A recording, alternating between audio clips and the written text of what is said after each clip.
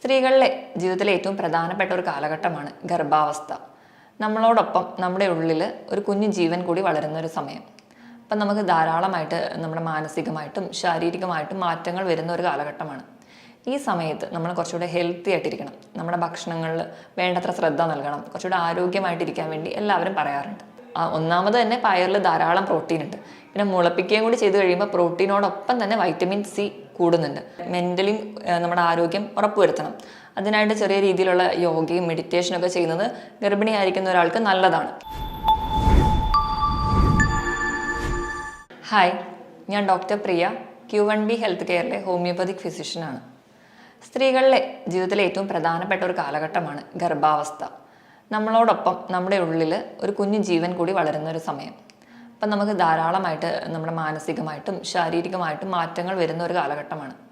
ഈ സമയത്ത് നമ്മൾ കുറച്ചുകൂടെ ഹെൽത്തി ആയിട്ടിരിക്കണം. നമ്മുടെ ഭക്ഷണങ്ങളിൽ വേണ്ടത്ര ശ്രദ്ധ നൽകണം. കുറച്ചുകൂടെ ആരോഗ്യമായിട്ടിരിക്കാൻ വേണ്ടി എല്ലാവരും പറയാറുണ്ട്.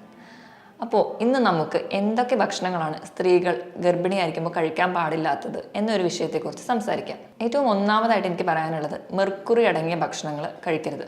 മെർക്കുറി ഒരു വിഷമാണ്. പ്രധാനമായിട്ടും മെർക്കുറി അടങ്ങിയ ഭക്ഷണങ്ങൾ എന്ന് പറയുമ്പോൾ വലിയ മീനുകൾ, സ്രാവ്, ടൂണ പോലെയുള്ള മത്സ്യങ്ങളിലാണ് മെർക്കുറി അടങ്ങിയിരിക്കുന്നത്. ഇങ്ങനെയുള്ള മീനുകൾ കഴിവതും ഒഴിവാക്കുക. നമ്മൾ സാധാരണക്കാർക്കാണെങ്കിൽ പോലും ഈ മെർക്കുറി ഒരു വലിയ വിഷയമാണ്. കാരണം അത് നമ്മുടെ കരളിലെത്തുകയും കരളിലടിയുകയും പല രോഗങ്ങൾ ഉണ്ടാക്കുന്നു.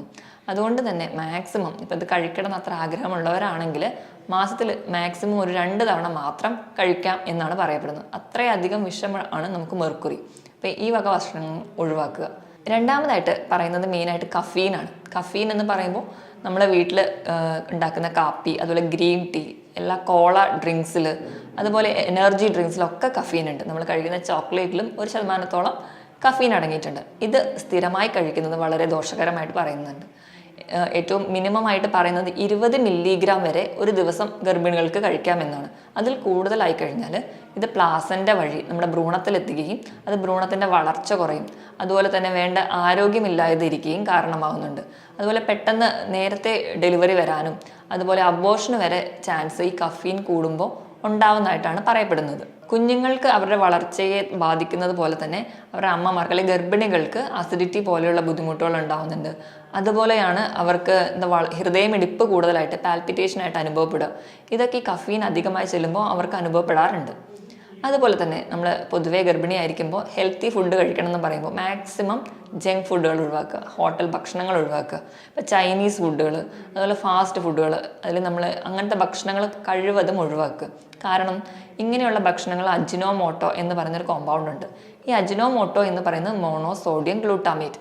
ഇത് ഭ്രൂണത്തിൻ്റെ വളർച്ചയെ തടയുന്നുണ്ട്. അതുപോലെ തന്നെ ഭ്രൂണത്തിന് അബോർഷൻ വരെ ഉണ്ടാവാൻ ഈ ഒരു കെമിക്കൽ കാരണമാവുന്നുണ്ട്. അതുകൊണ്ട് മാക്സിമം ജങ്ക് ഫുഡുകൾ അതുപോലെ തന്നെ ഹോട്ടൽ ഫുഡുകളും കുറയ്ക്കുക. ഇങ്ങനെ ജങ്ക് ഫുഡുകളൊക്കെ പറഞ്ഞതിനോടൊപ്പം തന്നെ നമ്മൾ ഒഴിവാക്കേണ്ട ഒന്നാണ് മൈദ അടങ്ങിയ ഭക്ഷണങ്ങൾ.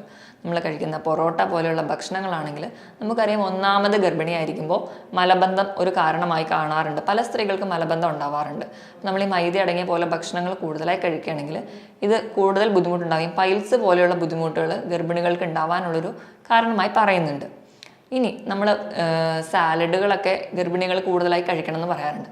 പക്ഷേ ഇന്നത്തെ ഒരു കാലഘട്ടത്തിൽ നമ്മൾ അത് കട്ട് ചെയ്യാനുള്ള ഒരു മടികൾ കൊണ്ടുപോലും സാലഡൊക്കെ പാക്കറ്റ് ഫുഡായിട്ട് മേടിച്ച് കഴിക്കാറുണ്ട്. അപ്പോൾ ഇങ്ങനെ കഴിക്കുന്നവർ ശ്രദ്ധിക്കുക. കാരണം നമ്മൾ ഈ പാക്കറ്റായിട്ട് ഉപയോഗിക്കുമ്പോൾ അതിൽ ഒരുപാട് പ്രിസർവേറ്റീവ്സ് അല്ലെങ്കിൽ ആ പഴവർഗ്ഗങ്ങളോ പച്ചക്കറികളോ കേടുവരാതിരിക്കാൻ വേണ്ടി പല പ്രിസർവേറ്റീവ്സും ചേർത്തിട്ടുണ്ടാവും. അതുപോലെ തന്നെ ഇങ്ങനെ സാലഡ് ഉണ്ടാക്കാൻ വേണ്ടി ഉപയോഗിക്കുന്ന പഴവർഗ്ഗങ്ങളോ പച്ചക്കറികളോ ഒരു പക്ഷേ കഴുകിയിട്ട് ഉപയോഗിക്കുന്നതായിരിക്കണമില്ല.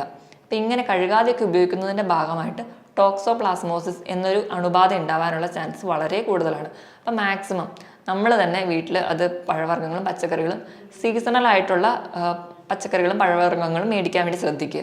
മേടിക്കുകയാണെങ്കിൽ തന്നെ എന്നിട്ട് അത് വൃത്തിയായിട്ട് ഒരു ഉപ്പോ ഇട്ട് കുറച്ച് നേരം നല്ലപോലെ കഴുകിയ ശേഷം മാത്രം നമ്മളത് ഉപയോഗിക്കുക. അല്ലെങ്കിൽ അത് കഴുകിയ ശേഷം മാത്രം കഴിക്കുക. കാരണം ഒരുപാട് കെമിക്കൽസും അതുപോലെയൊക്കെ അടിച്ചിട്ടായിരിക്കും നമ്മുടെ പഴവർഗ്ഗങ്ങളും പച്ചക്കറികളൊക്കെ ഇന്ന് ഉണ്ടാക്കുന്നത്. അപ്പം ഇത് നമ്മുടെ കുഞ്ഞിൻ്റെ വളർച്ചയെ ബാധിക്കുന്നതായിട്ട് പറയുന്നുണ്ട്. ഇത് പറഞ്ഞതുപോലെ തന്നെ പച്ചമുട്ട ഗർഭിണികൾ ഒരിക്കലും കഴിക്കരുത്.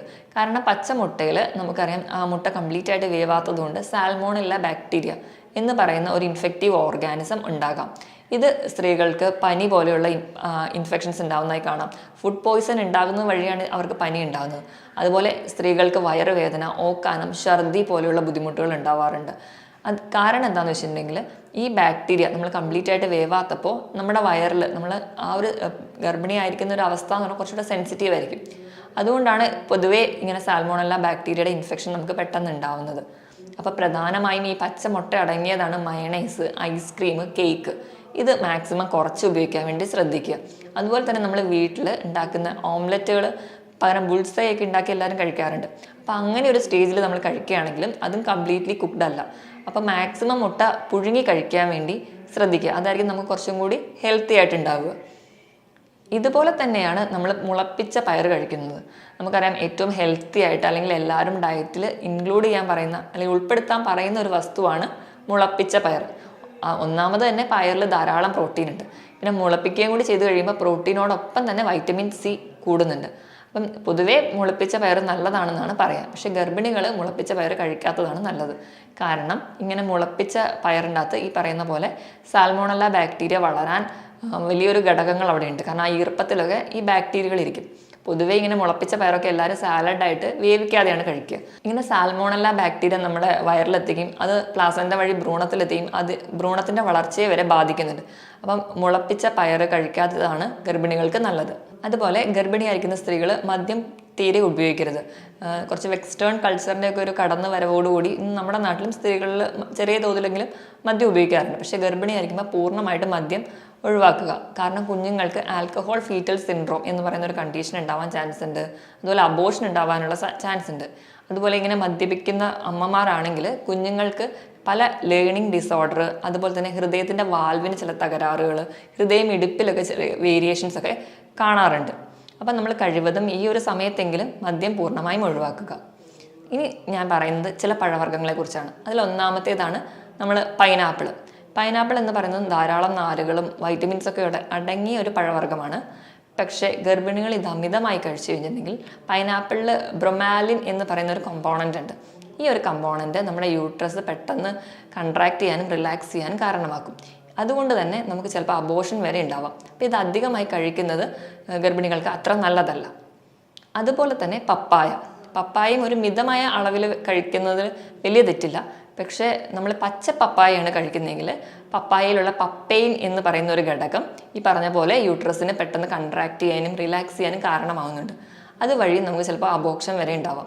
പഴുത്ത പപ്പായ ചെറിയ തോതിൽ കഴിക്കുന്നത് വലിയ ദോഷം ചെയ്യാറില്ല. ഇതുപോലെ തന്നെ സ്ത്രീകൾ നമ്മളെ ഓർഗൺ മീറ്റുകൾ, അതായത് കൂടുതലായിട്ടും കരളുകളൊക്കെ കഴിക്കാറുണ്ട്. അപ്പം അങ്ങനെ വരട്ടിയൊക്കെ പൊതുവെ കഴിക്കുന്നത് അത്ര നല്ലതല്ല. കാരണം ഇതിൽ വൈറ്റമിൻ എന്റെ അളവ് കൂടുതലുള്ളതും നമ്മുടെ കുഞ്ഞിൻ്റെ വളർച്ചയെ ബാധിക്കുന്നതായിട്ട് പറയുന്നു. അതുപോലെ തന്നെ തേനിൻ്റെ ഉപയോഗം നമ്മൾക്കറിയാം. നമ്മളിന്ന് നാടുകളിലൊക്കെ നമ്മളെ വീടുകളിലൊക്കെ പലരുടെ വീട്ടിലൊക്കെ തേനൊക്കെ എടുക്കാറുണ്ട്. നമ്മളത് ഗർഭിണികൾ കഴിക്കുന്നതും നമുക്കറിയാം കുറച്ചുകൂടെ ഹൈജീനിക് ആയിരിക്കില്ല ചിലപ്പോൾ തേൻ എടുക്കുന്ന മാർഗം. അല്ലെങ്കിൽ ആ ചില തരത്തിലുള്ള ചെറിയ ഇൻഫെക്ഷൻസ് ഒക്കെ നമ്മൾ തേനിൻ്റെ ഉള്ളിൽ കാണാറുണ്ട്. അപ്പം നമ്മൾ ഗർഭിണികൾ തേൻ കഴിക്കുകയാണെങ്കിൽ അതും ചെറിയ രീതിയിൽ പല ഇൻഫെക്ഷൻസ് ഉണ്ടാവാനും കാരണമുണ്ട്. അതുകൊണ്ട് ഗർഭിണികൾ തേൻ എടുക്കുന്ന അത്ര നല്ലതല്ല. ഞാൻ ഈ പറഞ്ഞ പോലെയുള്ള ഫുഡുകളൊക്കെ മാക്സിമം അവോയ്ഡ് ചെയ്യുക. അതോടൊപ്പം തന്നെ നമ്മൾ കുറച്ചും കൂടി നമ്മുടെ മെൻ്റലി നമ്മുടെ ആരോഗ്യം ഉറപ്പുവരുത്തണം. അതിനായിട്ട് ചെറിയ രീതിയിലുള്ള യോഗയും മെഡിറ്റേഷനൊക്കെ ചെയ്യുന്നത് ഗർഭിണിയായിരിക്കുന്ന ഒരാൾക്ക് നല്ലതാണ്. കാരണം നമുക്ക് സ്ട്രെസ്സൊക്കെ കുറച്ചുകൂടെ കുറഞ്ഞിരിക്കുകയാണെങ്കിൽ അത് നമ്മുടെ കുഞ്ഞിൻ്റെ ആരോഗ്യത്തിന് വളരെ നല്ലതാണ്. നമ്മൾ സ്ട്രെസ് ആയിട്ടിരിക്കുകയാണെങ്കിൽ നമ്മളിൽ ഉണ്ടാവുന്ന ഹോർമോണൽ ചേഞ്ച് പ്ലാസൻ്റ വഴി കുഞ്ഞിലെത്തുകയും അത് കുഞ്ഞിൻ്റെ തലച്ചോറിൻ്റെ വളർച്ചയെ ബാധിക്കുന്നുണ്ട്. അതുപോലെ കുഞ്ഞുങ്ങളിൽ ചില ലേണിംഗ് ഡിസോർഡേഴ്സ് കാണിക്കാറുണ്ട്. അവരുടെ മാനസിക നിലയ്ക്കും ചെറിയ വ്യത്യാസങ്ങളൊക്കെ കാണിക്കാറുണ്ട്. അപ്പം ഗർഭിണിയായിരിക്കുന്ന ഒരമ്മ എപ്പോഴും കുറച്ചുകൂടെ ഹാപ്പി ആയിട്ടിരിക്കുക. അതുപോലെ തന്നെ ധാരാളം വെള്ളം കുടിക്കുക. കുഞ്ഞിനും കൂടി വേണ്ടിയിട്ടുള്ള ധാരാളം വൈറ്റമിൻസും അടങ്ങിയ ഭക്ഷണങ്ങൾ കഴിക്കുക. ഫോണ് പോലെയുള്ള ഗാഡ്ജറ്റ്സിൻ്റെ ഉപയോഗങ്ങൾ കുറയ്ക്കുക. ഇങ്ങനെയൊക്കെ നമ്മൾ ശ്രദ്ധിക്കുന്നത് വഴി നമുക്ക് ആരോഗ്യമുള്ള ഒരു കുഞ്ഞിനെ നമുക്ക് ലഭിക്കും. മറ്റൊരു ഹെൽത്ത് ടോപ്പിക്കുമായിട്ട് വീണ്ടും വരുന്നത് വരെ നന്ദി.